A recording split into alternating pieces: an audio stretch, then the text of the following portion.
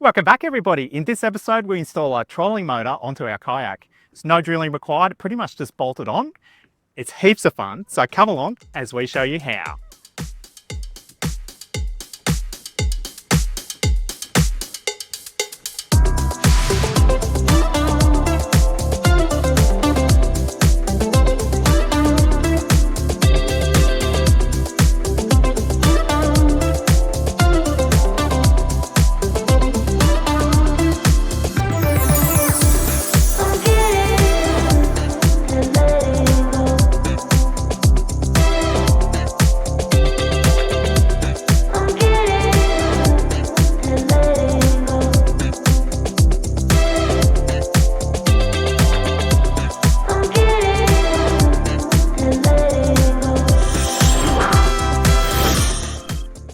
So this has been a little side project of mine that I've been working on for quite some time now, and it is so much fun. The biggest problem I've got is that I actually need another one of these because the boys have been using it all weekend long. We're up here at the Yamba Blue Dolphin Resort. We didn't bring the caravan this time. We're staying in a 3-bedroom apartment, very fancy, with Michelle's parents. So this is a bit of a catch-up for Michelle's side of the family, where we sort of meet halfway in Yamba. This place is beautiful if you haven't been down here. It is really, really nice. So we came up here last year for Michelle's mum's 70th and we went, this is so nice. Our apartment's just along the jetty down the side here. So we look up through the jetty and we're going to book it for next year. So we're at Mount Seaview last weekend. We're up here this weekend and I'm trying to pump out a few videos while I'm going. So I went, I'm going to put this motor on, I'm going to get it working and I'm going to show you how easy it is to do it. So hopefully the wind's not too bad, but I'll just show you a little bit of what I've done here. You can see up the back there, there's our trolling motor.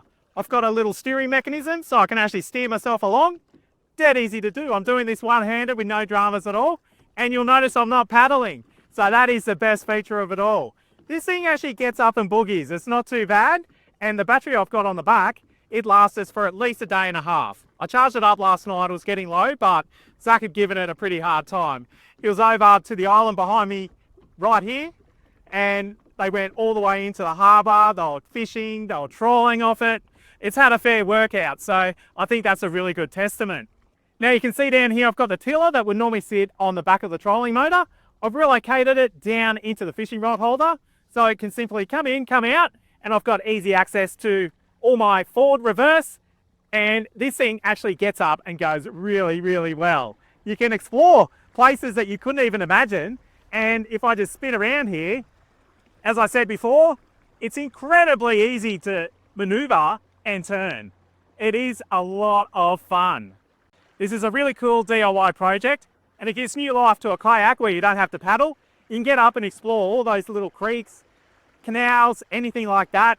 You can do it discreetly, and most of all, you've got a little bit more distance that you can go with this. You go easily up to probably a few kilometres with no dramas at all, and really it's been a pretty cool success. Zach even said, hey Dad, this is probably one of the coolest DIY projects you've ever done. So even though it's not our normal thing, the boys absolutely love it. So let's go into the shed and I'll show you how easy it is. So this is my King's fishing kayak I've had for around 4 years now. And to be honest, I've really enjoyed using it. It's opened up a whole new world of what you can explore when you're out on the water. And I find it really relaxing just to go out, have a look around, watch all the fish, and see that sort of stuff that you can't get from the shoreline. But one other thing we've had in the shed for quite a number of years is this Minn Kota Riptide. It's a 40-pound thrust that Michelle got from one of her friends that was giving it away. So I've been trying to find a use for this, and I did actually do a video a few years ago, pretty much about 6 months after we got this kayak, on how I fitted up this trolling motor initially to the kayak. And I'll show you that quickly now before we get into the real project, which is locating this transom mount onto the stern or rear of the kayak.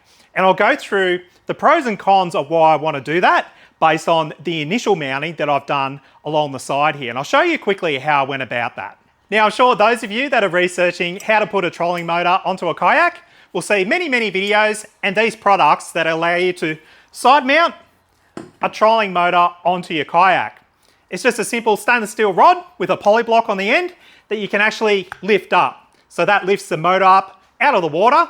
So you can transport it, you can use it as a normal kayak with a paddle, and it gets it up out of the water when you're in real shallow water and you don't want it dragging through the sand or anything like that. So this is the simplest and most budget effective method of actually putting a trolling motor on the side of a kayak. So as you can see here, version 1 is really easy to bolt up. It simply sits off to the side.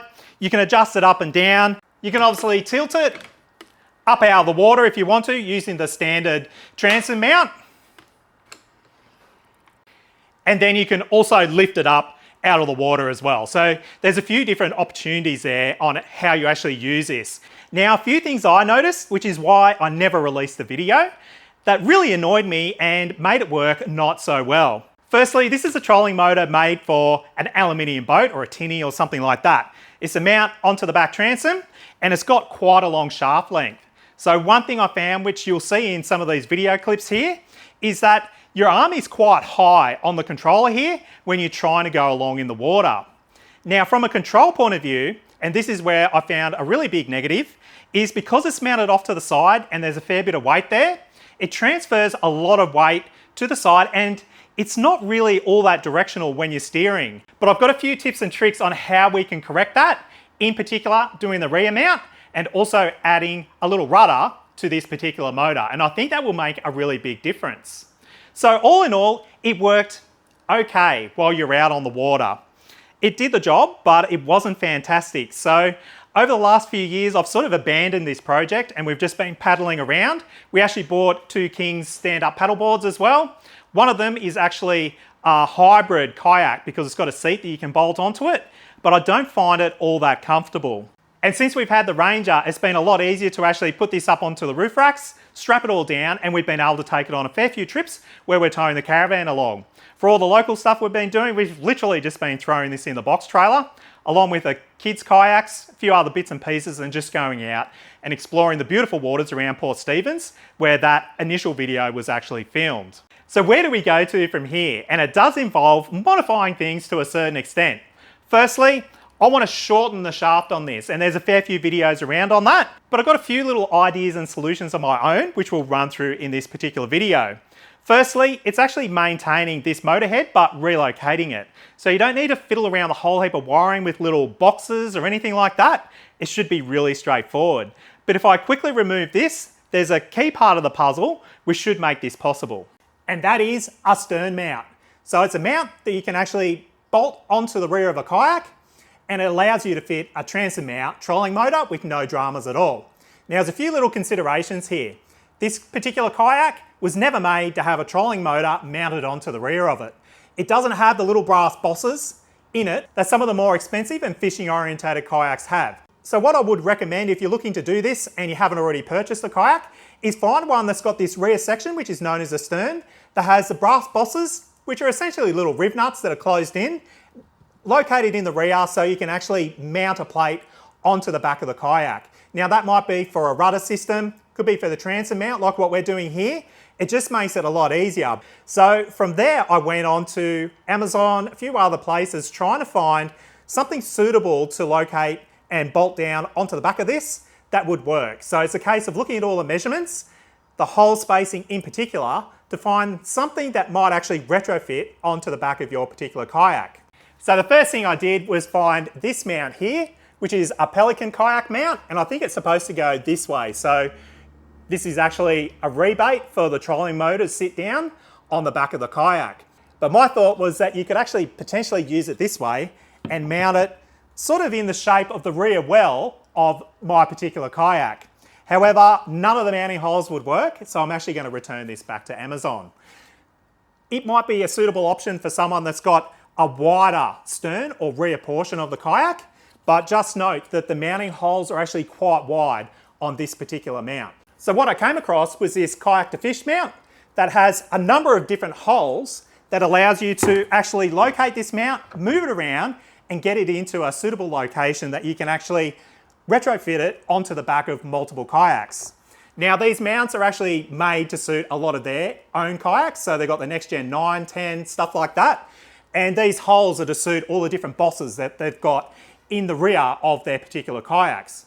But for a retrofit circumstance, it actually works incredibly well. The underside of it, it's got this grid on it, and obviously the various holes that go down so we can locate it onto the back of our particular kayak. You can see we've only got a very small surface area in here where we can actually look to mount something. Also, on the rear, I've got my drain bung for the actual kayak itself, which I want to retain. And we also had the carry handle on the back that I've already moved. And if I do a close-up, you can actually see the bosses in here that come standard on most kayaks to mount things into. Where possible, you want to try to use those because they're already engineered into the kayak. So you'll see these little brass threaded items that go in and are the fixing points that are molded into the shell of your kayak.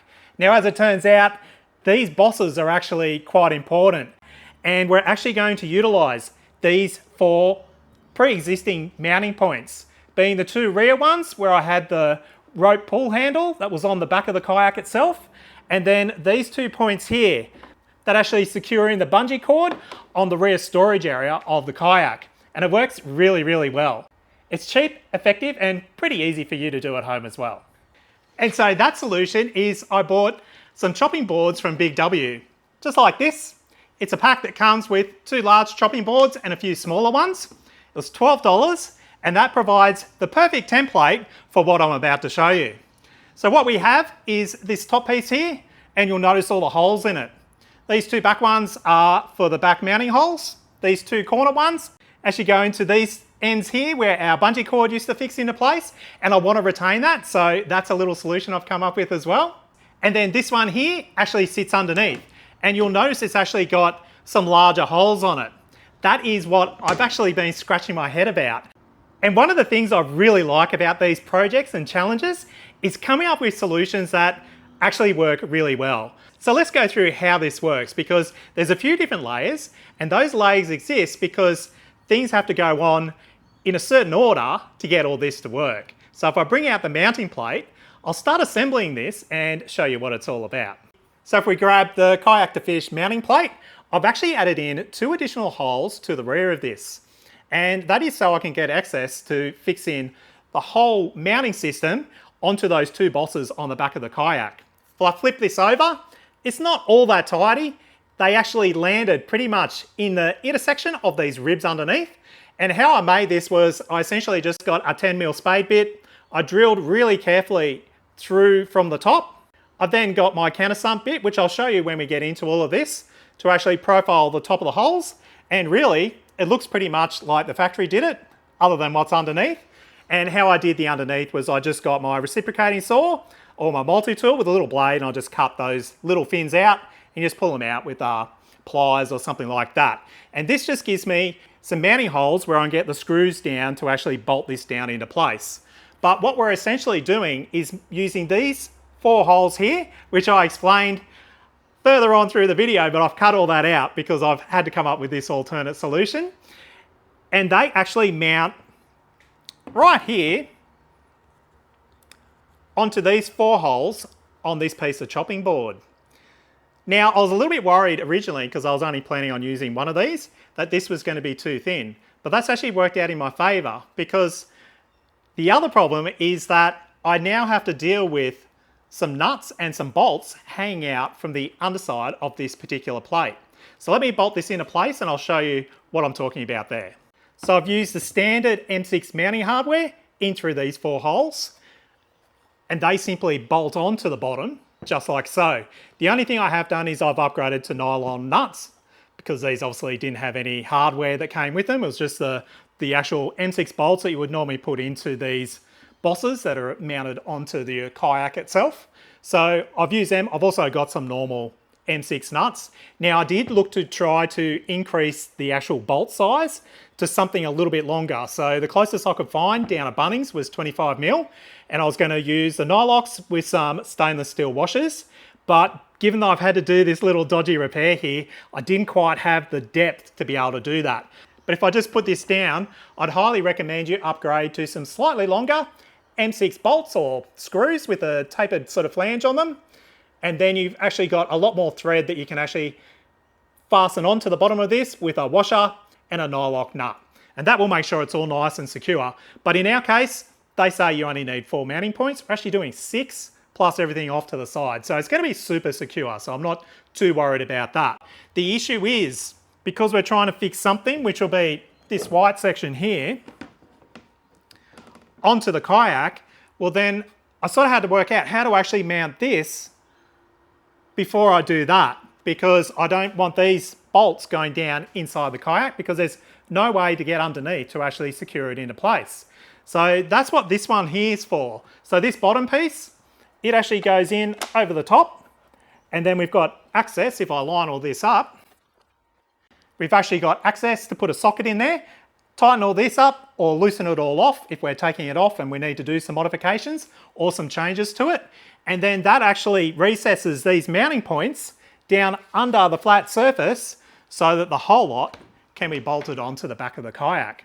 So for me, that actually works incredibly well. And it actually makes this mounting surface really rigid, because one board by itself I found did flex a little bit, but by doubling them up, it's made it super duper rigid. So that's the beginning of this whole solution, which should work really, really well. Now, how did I come up with the actual template to be able to do this? Well, I actually went about it a little bit of a long way, because I wasn't exactly sure what I was doing at the time. I have actually got an old chopping board here, so I placed it on top and I went, something like that would work. These are good because they're not going to be affected by water or anything like that. They're really easy to cut out to a point, and I'll show you a few little tips and tricks there. But the big thing is actually trying to template this out. Now, what I did was I actually got some A3 paper and actually roughly sketched out half of this and then just folded it, and that gave me the mirror image for both sides. That got me fairly close. I then transferred that onto cardboard, which I then used as a bit of a template to try to finesse and line up where all the holes were. And you can see here, I've put little marks where I've actually re-centered the holes for where they need to be, because you need to be reasonably accurate with this. So I'm using all M6 hardware here. So the holes are about a 6.5mm hole that I've made through the actual board itself when I've finished everything off. You just got to work a little bit hard there. I found that you push the drill in, pull it out, and then go in from the other side, and you get a really neatly finished hole. So this was my original template where it was just sitting on like this, but I actually extended the back of it, as you'll see here, to actually fit onto the back of the actual mount itself, just to provide a little bit more support, because we're actually cantilevering over where the actual drain plug is. So I just wanted to make sure I had enough support there, and I had enough board to do that.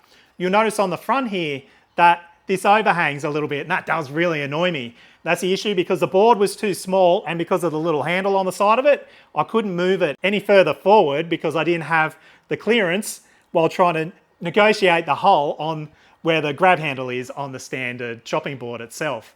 But overall, this has worked pretty well. Now, if I just step back a few steps there, noting that I use paper to actually template all this, you could use tracing paper. And I've got a whole heap of yellow trace because I do a bit of architecture in the background, but I didn't think of doing that. The other solution would be actually to put some clear contact over this. Then you can actually run a marker around and really clearly pinpoint all these bits. You pull it off, put it on your cardboard, and then you've got a full template that you can use. But I always suggest using cardboard. This is from our Snap and Zap mirrors, to actually test these things out, because it's a lot easier to manipulate this cardboard. You can see where I've been sort of changing and moving things around as I've been going, rather than actually doing it with these boards themselves. Now, when it actually comes to cutting these boards up, there's a little bit of a trick or a knack to it. I tried a few different methods. Firstly, I used my jigsaw with a metal cutting blade. So that's a real fine blade. And I found, because the heat generated by the cutting process, it actually starts melting this plastic. It didn't work too well. So I actually swapped back to the coarse wood cutting blade. That worked pretty well. But if I go and get one of the leftover pieces, I'll show you what sort of happens. It starts melting and sort of clumps up. It actually sets and dries hard pretty quickly. So that's not such a big drama, but you've got to sort of step the jigsaw up and over the top of it. And I found just going forward and back, forward and back, forward and back, that got the shape cut out pretty well. Now, obviously I did the blue one first and then came back and did the white one. How I actually did the white one was because I already had the holes in this, I actually clamped it all together with screws, clamped it onto my sawhorse, and actually followed the line of the blue which then cut the white out. Now, another little thing I did try, which is why I didn't suggest it just before, is that I did try to run the router around the outside of this, but again, the heat generator just melts this and turns it into a mess. So I found the jigsaw is the easiest, cleanest way of actually cutting this out. You then just run around with a sander. So I've got a little random orbital sander up there, and I think I had a 240 grit paper on it, and you just go around and finish this up pretty well. So even if it is a little bit sort of wobbly and weird here and there, just by using some 240 grit paper, it brings it up looking pretty good. I've just got this one tiny little bit where a bit of blue melted into it, but no one's really going to notice. So that actually worked pretty well.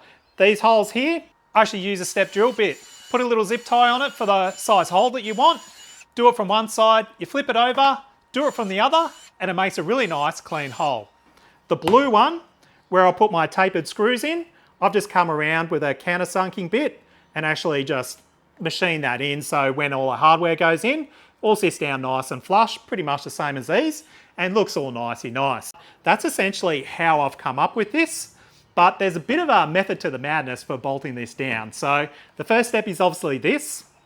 Then I'm actually going to join the two pieces together by putting the hardware through these two front pieces, and then we'll mount it all in. And I've got a few little tricks there, because the other thing is that you'll note that these bosses, in my instance, are actually recessed down into the kayak itself.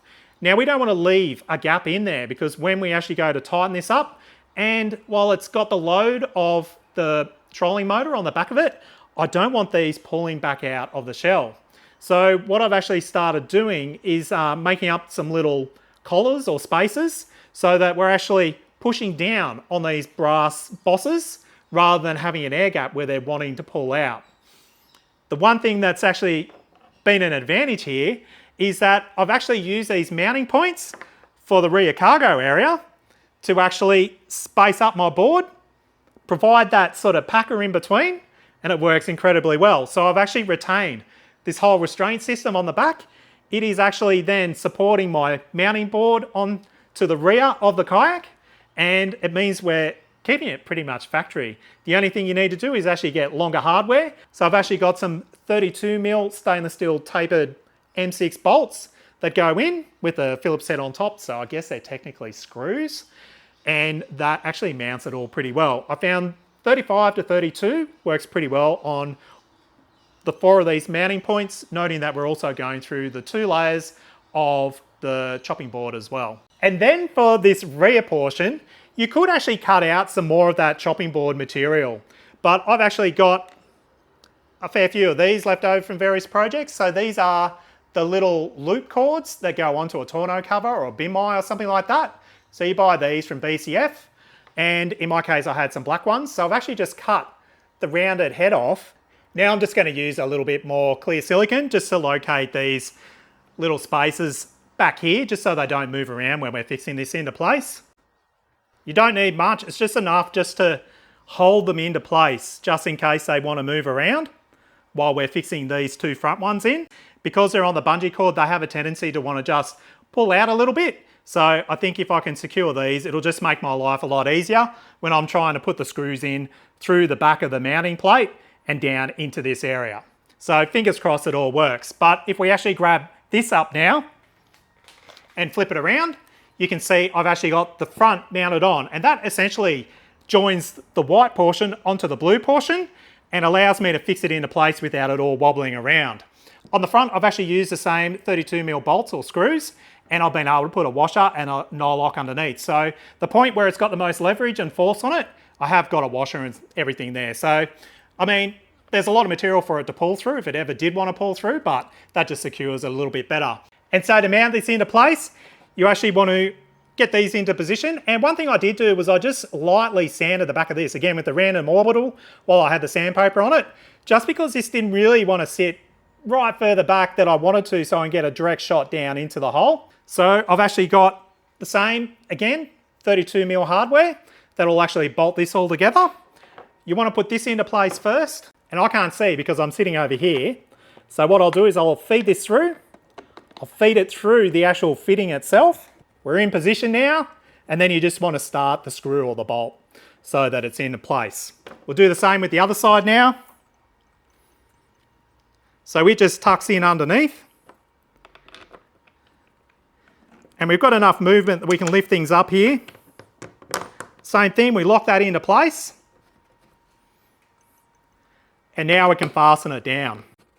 I won't do it up fully tight just yet because I need to get these two back ones in.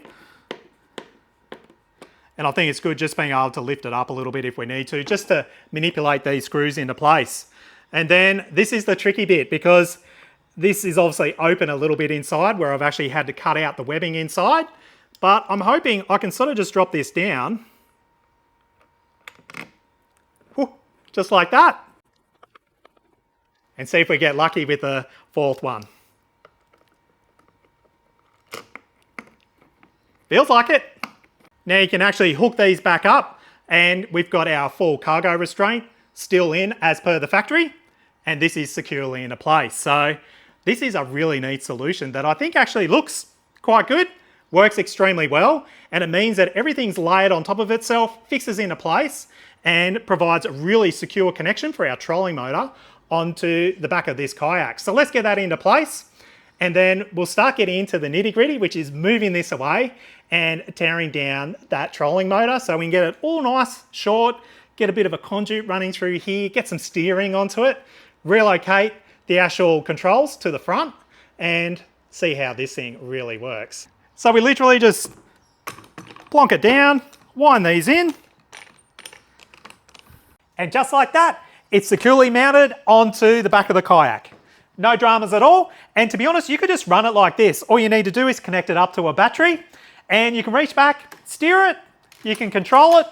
You could even put a little extension on this if you wanted to, and it would be pretty easy and simple just to set up, run, and do whatever you want. You can easily just lift it up out of the water like so, and it's actually a fairly good solution just as it is. But obviously the one thing to note is that there's a fair bit of weight on the back of the kayak now when you've got it rear mounted. I still think it's going to work better than the side mount because it's all centrally located on the kayak. And from what I've seen, it's a lot easier to control and maneuver around. Noting that we're also going to add a little rudder onto the back of this as well. But it does show you can quickly get it out of the water and actually use it as a normal kayak with no dramas at all. However, note this is also really quick to remove. So if I was doing a trip where I was in a lot of shallow sand and I didn't really need to have this on board, I'll just quickly remove it, not take it with me, and just use the paddle like a normal fishing kayak with no dramas at all. But ultimately it shows that you can actually leave this in place, use it as a normal kayak, and then if you need to, you can always drop it down as long as you've got the battery with you and power yourself along. So there's a lot of flexibility in this, and I think this arrangement works really, really well. And now we get on to the fun bit, which is actually modifying the trolling motor itself. You don't necessarily need to do this, but I think it will just make life a little bit easier. I just want to up the ante a little bit. But to understand how it works, it's pretty simple. Up at the top, you've got the controller, and it's got the wires that run down and feed into the actual motor itself. So the shaft is actually hollow, and it's made of like a plastic fiberglass material, which is pretty easy to cut. But you do need to obviously start pulling this apart so you can cut it down. And what you need to do is actually remove this controller off the shaft. Then you can start sliding things in and out because we're also putting a rudder down here, adding a few little bits and pieces, but this is the first stage. So it's actually incredibly easy to pull this apart. To actually separate the controller, there's actually a bolt that runs through this shaft, and you can see the little nut in here. So you simply get a Phillips head, undo this bolt,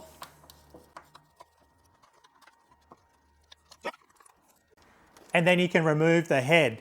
But it's a lot easier if you actually undo the bolts and pull this whole assembly apart. So to do that, there's actually 6 screws, and you can see where they go in through here. And then our power cable, if I release it, it actually goes in through this hole down the bottom just here. So it's separate to all the other cables that run down through the shaft.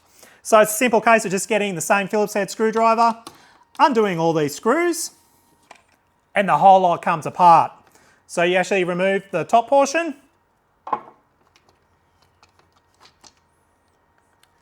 then you've got the controller and all the screws fall out.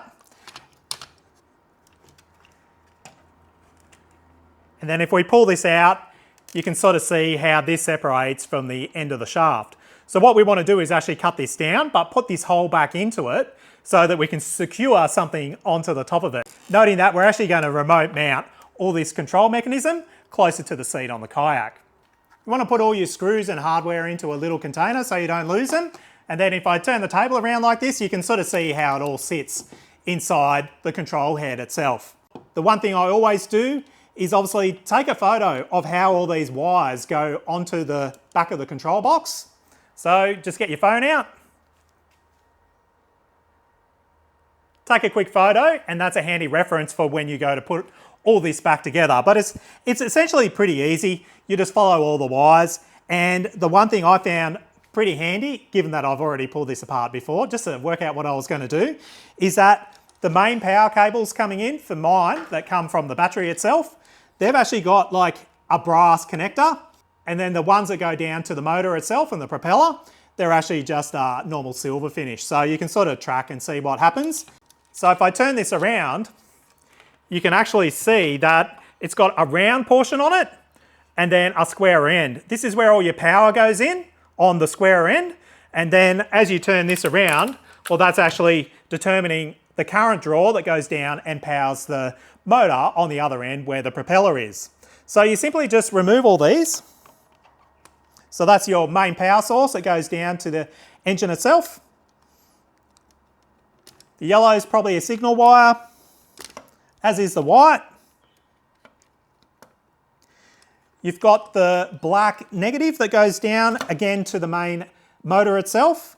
And then these ones with the brass or gold sort of finish on them, they're your power cables coming in. So you've got your positive, you've got your negative, and now we're left with the controller itself. Now what some people do is they actually remove this so you don't have this big long thing on it. You can actually mount this inside a water seal box, and then instead of having the tiller handle on it, you can have a little control knob on it. So you can actually just turn it around like a little dial as opposed to this.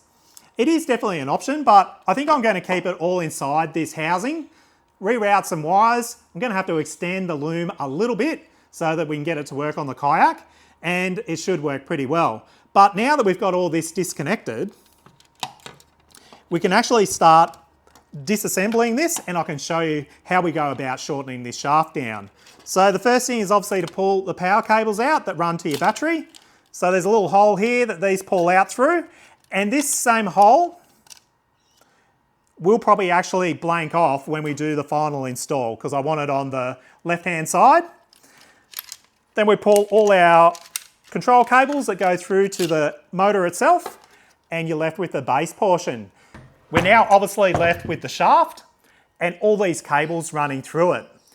Now there's a few different theories on how you actually cut this. Some people run a grinder around it. I'm just going to use a hacksaw and just take it really, really gently so that we don't cut through any of these wires. You can actually potentially slide something metallic down in there, so at least if you do cut through, you're not cutting through the insulation of the wires. But I just think if you're really, really careful with this, there shouldn't be any dramas at all. So what we need to do is actually now work out how much we want to cut this down.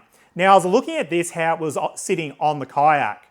I feel this is pretty good. I don't think I'd want the motor down too much further, but I want to make sure I've got an allowance to do that. So I've actually got some wear marks on here where it's been sitting at all different heights, and I'm thinking I'm probably going to cut it at the end of that wear mark. So for me, we're actually going to shorten this shaft by about, let's say 250 mil. That brings me up just a little bit because you don't want to shorten it too much so that if you do have to drop it down in the water for any particular reason, you can't actually do that. That gives us about 100 mil, probably 80 mil of adjustment where we can actually drop this down another 80 mil, and I think that should work pretty well. So let me get this all set up. I'll do some marks and then we'll get into actually shortening and cutting this down, which is the scary part. Other than that, it's really just drilling a few holes, extending some cables, and we're pretty much there really. Okay, so I've measured down the 250 mil, then I've just wrapped some tape around. That gives me a nice clean line that I can cut down. and I don't have to worry about sort of trying to guess that I'm going all straight and true. Not that it really matters because we're going to cover that over, but you want everything cut all nice and true wherever you can. Now, I'm going to try doing it like this. Ideally, you can turn it around, but at the end of the day, the motor on the end is going to stop you from doing that. So I've got my hacksaw with a pretty fresh blade on it. We're just going to start cutting. This is a scary bit because once you cut this, there's no turning back. But it's something I've been wanting to do for a long while, so let's give it a crack and see how it turns out. So you just want to take your time. I'm just starting to cut through the inner wall of the conduit now. So I'm going to flip it up the other way, do the other side, and then even if you just snap this off, you can always file it off because it's a very easy material to work with. So we'll just flip it over now. And gently, gently is the word.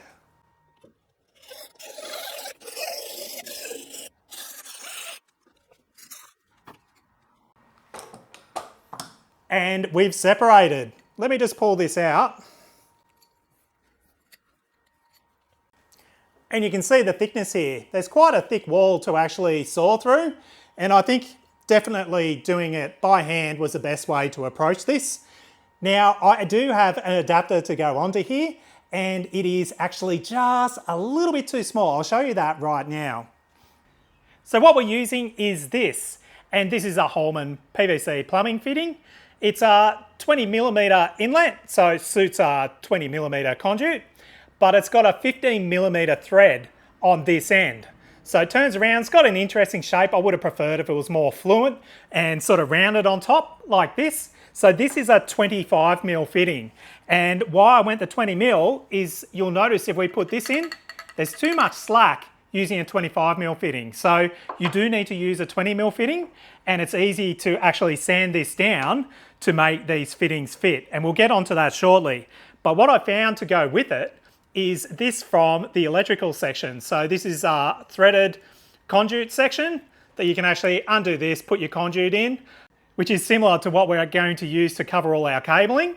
And then if we take this black nut off because we don't actually need it, it actually threads in to the end of this.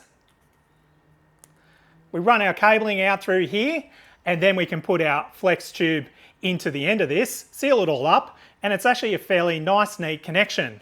So we've got this little elbow here, and I'll put a list in the description of everything that I've used in this project. It slots over the top, and it allows us to turn our wiring and run it to our relocated controller, which will be in a few steps' time. But the problem that I've got is that the outer diameter of the shaft material that Minn Kota use is around about 27 to 28 millimeters. So it's really hard to find a generic hardware store plumbing fitting that will clip on over the top. But what you need to do is to actually shave the top of this down so you can get the outside diameter to be roughly the same as what you need for a 20mm plumbing fitting. And now to actually shave down the end of this composite shaft, you could actually just use a grinder.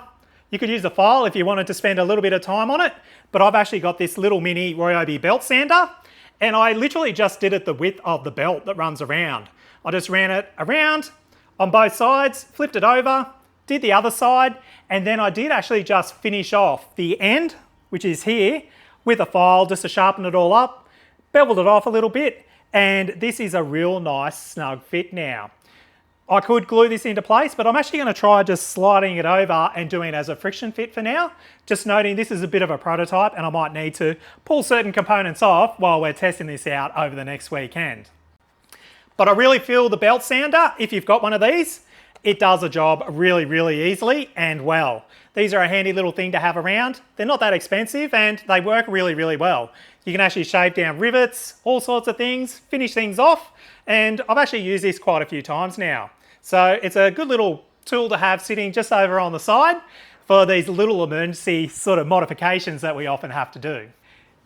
So the next step to this puzzle is we want to have this controller somewhere over here. And I've actually got a rod holder in behind my rear seat. So what I've done is I've gone down to Bunnings again, and I've bought a 1 metre length of 20mm PVC high pressure pipe. And from Amazon, I ordered in some bicycle grips. what I've essentially done is cut down the PVC pipe to around about 230 millimeters long. You then put the bicycle grip on, and that allows this to slot down into the rod holder and provides a nice firm sort of location for the mount to go onto the kayak. It's easy to pull out when you don't actually have the trolling motor on, but when it's in, it provides a nice snug fit so that you don't actually have to bolt anything down onto the kayak. Now, originally I was trying to use an elbow to actually direct this back up, but I've discovered through the course of this video that we can now put this controller straight on the end of the PVC and it locates itself just like that. So that is actually quite a neat solution. The alternate way I had it, it was actually pointing down, which I didn't really like. So less parts, the simpler it is, the neater the solution in my opinion. So noting that we've actually got the hole that runs through here that went onto the top of the old shaft, we'll actually put the same hole into the top of this. We'll secure it into place. And just like that, once you put the bolt and the nut back through, we've got a nice remote mounted controller that can simply just slot down into our rod holder and it sits just like that. That is actually a really neat solution and I think that will work pretty well. I'll just reach behind, I can adjust the speed, I'll go forward and reverse and it should work pretty well. So now the last little missing link to the puzzle is running the wiring down. So now I just need to measure across and work out how we're going to get the cabling up inside this particular controller for the trolling motor. Originally, most of the cabling went up through the shaft and inside the head of the controller here. Now these aren't 100% sealed. There's actually openings on this side, all that sort of thing. Noting they do normally sit a little bit higher up.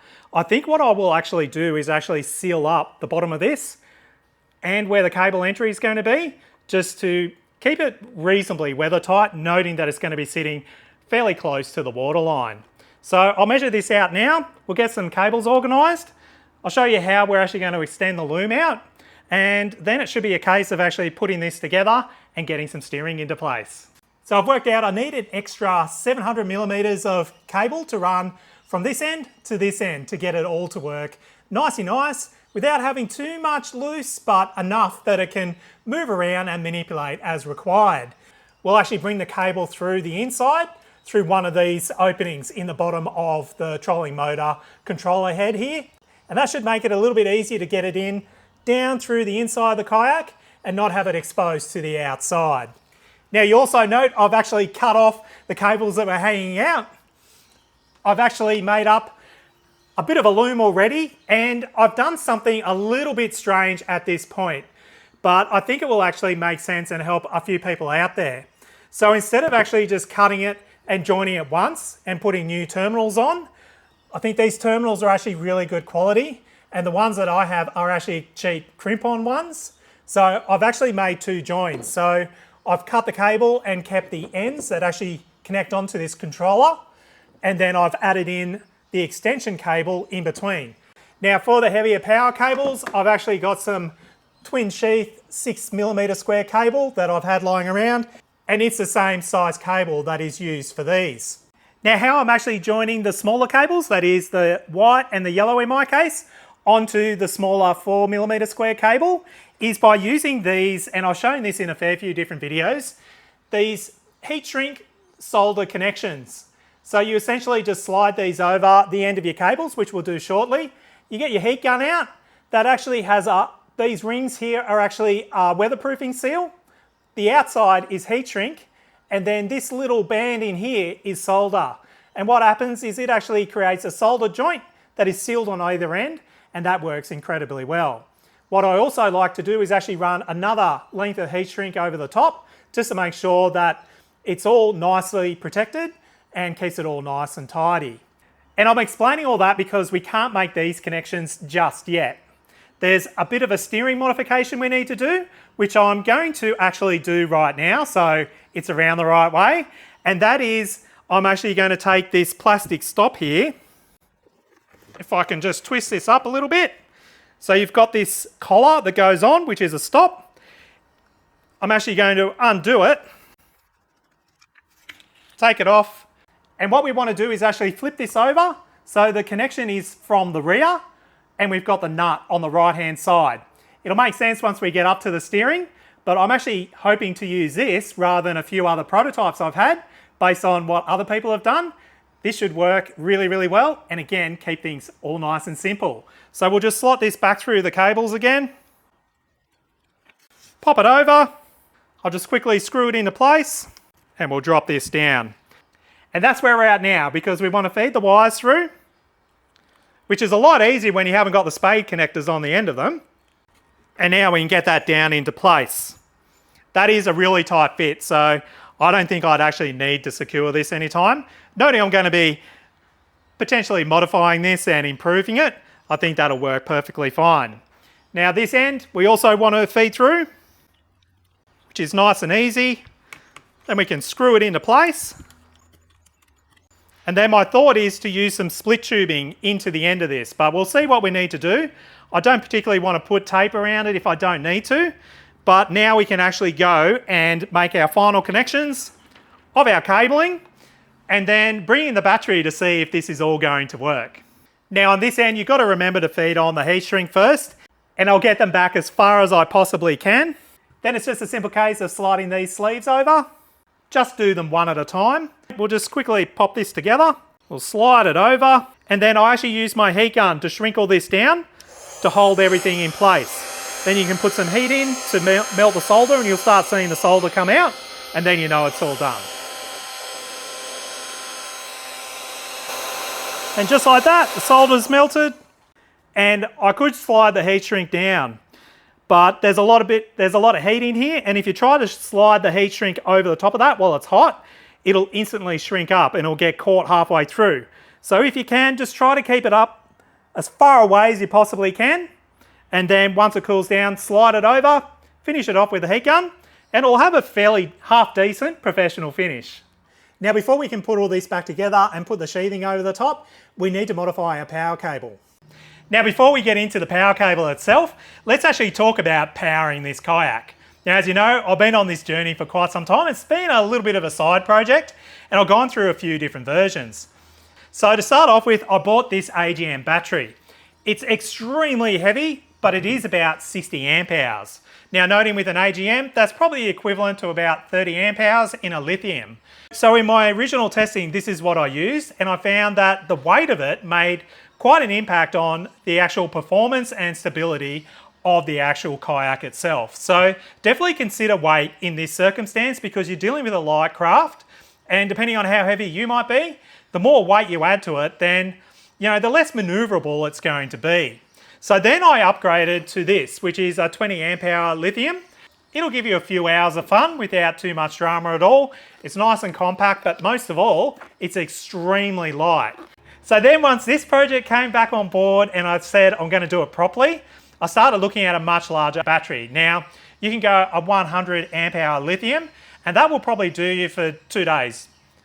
Definitely a day if you're going full throttle everywhere and covering a lot of distance. So again, just erring on caution and trying to keep the weight down, I've actually opted to go with one of these King's lithium batteries, given their LiFePO4, same as this one. They're not straight lithium, and this is a 65 amp hour. And it obviously also came down to budget, because all of this costs money. So I thought this would be a really good compromise. 65 amp hours, from what I've seen, on a 40 to 55 or even 60 pound thrust trolling motor will definitely last you a day. And I'm not going to be going all that far, so this should last me a good weekend away without having to worry about charging it up. But I've also got a battery box to put all this in and contain it and allow me to secure it down onto the kayak. It's got a digital readout for the voltage of the battery itself, so you can monitor it and see how it's traveling. We've got two 50 amp Anderson outlets. Now I do think these, however, are fused to 30 amps, so I need to have a look at that and just see what the wiring and cabling up to these is like, as compared to the cabling that we're potentially going to connect in. Because my current thinking is I'd like to utilize one of these Anderson plugs as my plug-in source for power to the trolling motor itself. But it's a pretty neat little box. You can secure it all down. It's got your USB outlets, all that sort of gear on it, but you also have these screw terminals on the back if you need to run some heavier cable. So how this actually works is these main power cables that connect onto your battery. they go straight to these terminals here. So you're running this gauge all the way through. The gauge does decrease slightly to these Anderson plugs, but they are fused. So for now, I'm actually going to try the Andersons and we'll see how that goes. I think we should be pretty good. So for now, I'm going to swap on an Anderson plug. And what I mean by an Anderson plug is one of these style plugs, and that will go directly onto the lid, and it means it should be a plug and play from a power point of view. You'll note that most of these trolling motors just have alligator clips on them, so I'm just going to simply cut these off. I've always got a few Anderson plugs around, and I'm going to swap that on. Now what I found was the cables that run from the trolling motor, I've taken through the rear hole of my particular controller. There's a longer slot. I had to bring the power cables that run from the battery box up through there, and then you're going to get your phone out to those photos you took a while ago to make sure all these match up. But essentially, in this configuration, what we've got here, we've got our positive on the top here. That is a positive that runs to the battery. On the bottom, we have our negative that runs to the same battery. On the side, we've got our negative that runs to the trolling motor. On the top here, we've got the yellow. On the side here, we've got our positive that runs to the trolling motor. And on the bottom of the round bit, we've got the white that runs to the trolling motor as well. And it does seem to work. So if I just reach down, you've got to hold this into place and we turn it on. That goes into reverse. Then we go forward. Obviously, I've got to put all this together so that it works properly, but as a trial fit, this works really well. So what I need to do now is I want to put my split tubing through. I want to get all this buttoned up, and then we need to do our final little task, which is adding steering, because at the moment, we can't steer it at all. So we're nearly there. Let me just get this all tidied up, put it all back together, then I'll show you what my plans are with the steering. So I've got my split tube on. It's probably not the best thing to use, but it will actually work with this connection up here. You want to try to get it down and through, and then clip it over the top of this and essentially push it in to the end, and then it locks on. And just like that, that's actually got a fairly good connection. It essentially runs all the way down and around, and then where it goes into the trolling motor, I will have to tape that up just so it's a little bit neater, but it's really just to disguise the cabling so it's not all hanging out. But now we get on to the exciting bit, which is steering. And I've got a real simple solution for that. So let me shuffle a few things around and I'll show you exactly what we're going to do there. Now for the steering component, I think I'm going to sit you up here. You might be a little bit high, but it'll be a lot easier to show a little bit of the detail that we're doing here. So I'll put you up on the old workbench, and at least I can move the kayak around without too much manhandling now that everything's all mounted up. It's actually looking pretty cool. So let's get on to the steering component, because there's two different things that we can do here. Firstly, we need to come up with a connection so that we can actually turn this from side to side. And I've got just a solution. I was looking at a bracket to clamp onto this, so like a post mount or something like that. And again, when you come to bikes, the diameters don't really match up. So I've ordered a few things that didn't quite work, but I think we can actually use this clamp or the stopper that actually is a part of the Minn Kota unit just by changing out this turn knob and a little nut in here, because it doesn't actually match what I've got to go onto it. It's a weird thread, so I'm assuming it's an Imperial, and it's not metric, so I couldn't get anything to marry up. So let me bring over a few components and I'll show you what we're going to do. So first off, I've got this updated turn knob. It's an M6 thread and it's 40 millimeters long. Now the 40 millimeters is key because that allows us to adapt a rod on to allow us to add some steering in.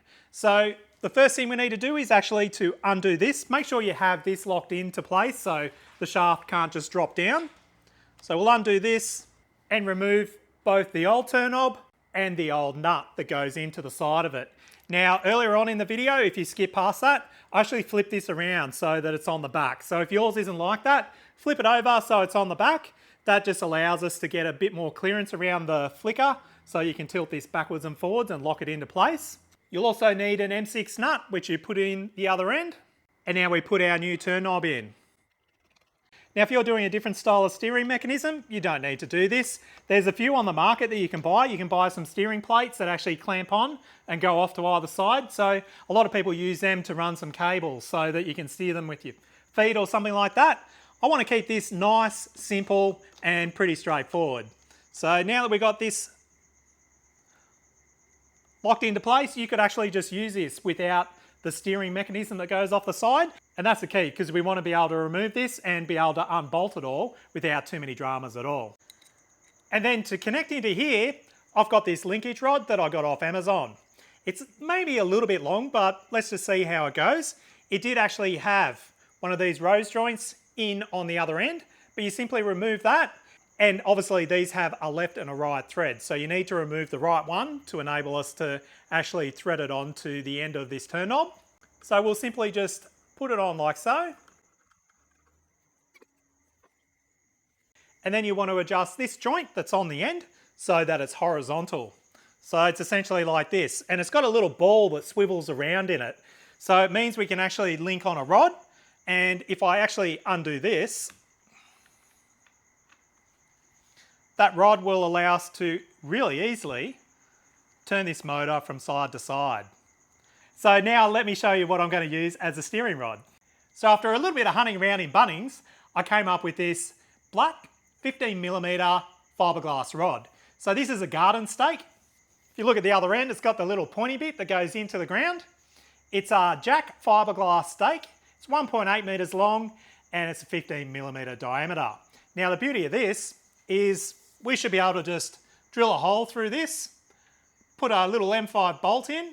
We'll shorten it down to wherever we need to go, and this will be our new steering arm. So I cut 200mm off the end, so I cut the pointy tip off, and it turns out it's hollow. But that's no drama because I've got a 10mm furniture tip here, so this is just a rubber chair tip. I have all sorts of random stuff in here just for occasions just like this. So we'll just quickly push that on. There we go, we've now got our stopper on the end, and I'll use this as a steering side, so that means my hand's not going to slip off. So again, a solution with a purpose. On the other end, with the orange tip, I've just drilled a 5mm hole through, so we want to get an M5 bolt that goes in through here. Now just try it at 25, it's probably a little bit too short.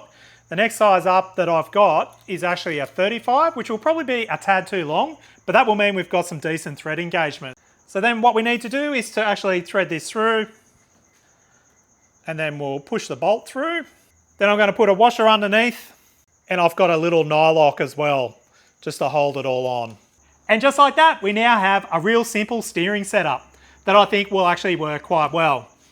I've made it long enough that I can shorten it if I need to, but I think when I'm sitting in the chair, it'll work quite well. It can move around, so you can go up and down, you can go everywhere you want.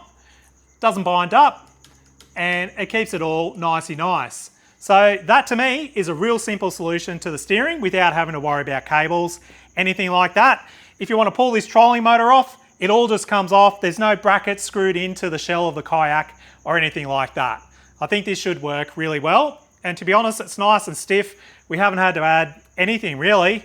That is probably the simplest solution you could ever get. Now I noted also at the beginning of the video that when I had this mounted on the side, that it was a little bit hard to steer. So I have got one more accessory, which we'll move you down here to show, which is a little rudder, which should actually help give a lot more direction while we're going along through the water.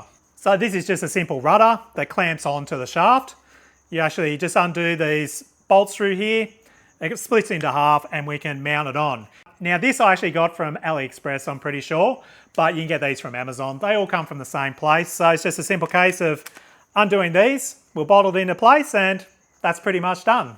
And just like that, it's on and in place. Now the one compromise with having this rudder on is that you can't really lift this motor up much out of the water. Now that will become a little bit tricky when we're trying to launch the kayak because you're typically launching in real shallow water, sand, everything like that, and you want to have the motor up out of the water. So what I might actually do is a bit of a trial over the weekend when we're testing this out. Try it with the rudder and try it without the rudder. In the meantime, I do have the option of being able to just tilt this and lift it up out of the water. and that will provide an interim solution. So all in all, I'm actually really happy with the outcome of this. It's a really nice, neat and simple solution to mounting a trolling motor on the rear of the kayak. For the most part, we haven't had to modify this kayak at all. We utilised all the original bosses in the rear to mount this trolling motor up, and we've utilised, for the most part, all the factory components. We got a really nice, simple steering system. We can control it from our seat, and we haven't really had to do all that much. Even though I made it look a little bit complicated, for the most part, this has been a really simple, easy and effective project. I really like how this turns, by the way. But really, we need to test this out. So how about we load the kayak onto the Ranger, we head up to Yamba, put it in the water and see what it's all about. So we're up here in the beautiful Yamba, and how does it go? Awesome, to be honest. It actually gets up and goes pretty well. You can just cruise along, no dramas at all. And so far, I haven't really wanted to change too much at all. As you can see, I'm controlling this with one hand, no problems. And the boys have really been out here having lots of fun, to the point where, which I would have said at the start, we kind of need another one because I haven't had much use of this, but it's had a bit of durability testing and I'm actually really impressed. And I'm really looking forward to doing some more creek sort of areas. Even at home, we can go up and down the river, do a little bit of troll fishing, stuff like that. I don't actually know what happens when you catch a fish in one of these, but I know a lot of people do it. And it means that you don't really need to concentrate with the paddle quite so much. As you can see here, I'm chatting away on the camera. We got the ferry about to come. I'm going over a bit of wake and we're going up and down. And it's not really big drama. I've just got it set on one, so I'm just idling along and I can just easily steer it with the rod, just backwards and forwards to whatever I need to do. So from that point of view, I think it's just a dead simple little project that you just go out, have fun in. We just scroll around. There's the ferry that goes across from Iluka to Yamba a few times a day. We're going to do that today, but it's a little bit expensive. And that brings me on to cost. This is probably a little bit expensive if you had to go and buy everything new. The trolling motors aren't all that cheap, and I suppose that would be the one negative. This does actually sit down a little bit in the back. Potentially you could mount the battery forward here, like down towards the front of the actual kayak itself, but I haven't really got a good spot for that, and that would just transfer a little bit more weight. I do find in the real heavy chop that you go through that you do end up with a little bit of water down in that back area. So that is something that is a little bit of a negative, but I was going back to cost. If you had to buy a brand new trolling motor, the mount, everything like that, it will get up there. You're probably looking at about $800, but hunt around on Marketplace because the trolling motors you can get pretty cheap sometimes. You want something, I think, to have a bit of fun around that 40 pounds. 55 sounds like it'd be a lot of fun, but just remember you're going to chew more battery juice with that. And to be honest, I don't think you really need to go that much faster. All the other components, they're actually fairly cheap to buy. The mount back there, I think it was about $130. The chopping boards obviously were like $13, and all the other little bits of hardware, while I've spent a little bit getting odds and ends, I'll put a full list down in the description on what to buy so you don't have to go and buy a whole heap. Whoa, it gets pretty bouncy when you get a wake off those big boats. But again, we're just sitting out here in the middle of the river and it is fantastic. I'm going to turn around so I can get the sun back in my face again. But yeah, I mean, look how maneuverable it is. We've nearly done a full 180, 270 maybe, and it really hasn't been a drama at all. So when I get close to the shore, I just shut the motor off and then you sort of feel the bottom of it dragging in the sand. We then lift it up, drag it out of the water, and I've got these little dolly wheels that I put underneath it just as a trolley so you can cart it around. Surprisingly, the holes actually fit perfectly around the battery box, so that works really well. The battery box, for now, I've actually just got it strapped onto the netting that's part of that back storage area.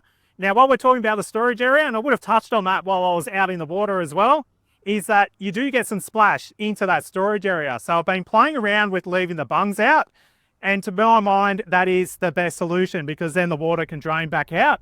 But because you're obviously down in the water, you do get some water pooling down around the bottom of that. But that's no great drama, really. But just note, if you're out in the choppy water like what we've got today, that you will get a little bit of water in the back of it. As long as you keep all your wiring sealed and everything like that, it's not too bad at all. Then for us, we just lift it up, if you just lift it up, Zach, and we can just drag it up to our unit or wherever we're staying, and it's easy. It's a bit hard in the sand because obviously there's a bit of drag, but off it goes, just like that. And even the kids can do it. So that's a really good thing. As I said, the boys have been having so much fun on this and the 2 stand-up paddle boards we've got. It's great entertainment. And if you can't afford a boat, this is a great option. And as I said, even if you can afford a boat, you can still explore little areas where you mightn't get a large boat. You might get a little tinny, but you can have a lot of great fun just exploring the little areas where you're staying. In our case, we just chuck this up on the roof rack. It's dead easy. So what speeds can you get up to with this, noting that it's a 40-pound thrust trolling motor? Well, I reckon about 8 kilometres an hour. We've got a fair bit of wind here today and a fairly strong current while the tide's changing, and I've been averaging around 6 to 7 kilometres an hour, just using the Speedo app on my phone. But I think you'd probably, on a really nice day, get up to 8 kilometres an hour. That's probably about tops. So that's actually not too bad really, because when you think about it, you could cover easy 5 kilometres in an hour, which is a long way when you're out and exploring. You just got to remember you can get back, but noting we've been using this battery on and off for hours and hours, you could cover a fair ground just on this little fishing kayak by itself. But otherwise, I think this is a great success. I'm going to wrap the video up here. I really hope you enjoyed it. I love doing all these little projects where you have to sort of, you know, develop things. You got to prototype. You got to think outside the box a little bit. And I think everyone that watches the channel enjoys that as well. Even this mightn't be your cup of tea, you might want to do it one day, because this is something you just quickly chuck on the back of a box trailer. You can chuck it on your roof racks, you can get out and explore, and it's really great fun. So if you haven't already, subscribe to the channel. We'll get back to all our caravan camping trailer content, a little bit of the Ranger stuff and everything else that goes in. And as I said in the last video, I've got to finish our IKEA kitchen off as well. And really all I've got to say now while I go out and have lots more fun is thanks for watching, and as I always say, get out there, stay safe, have fun, and we'll catch you next time.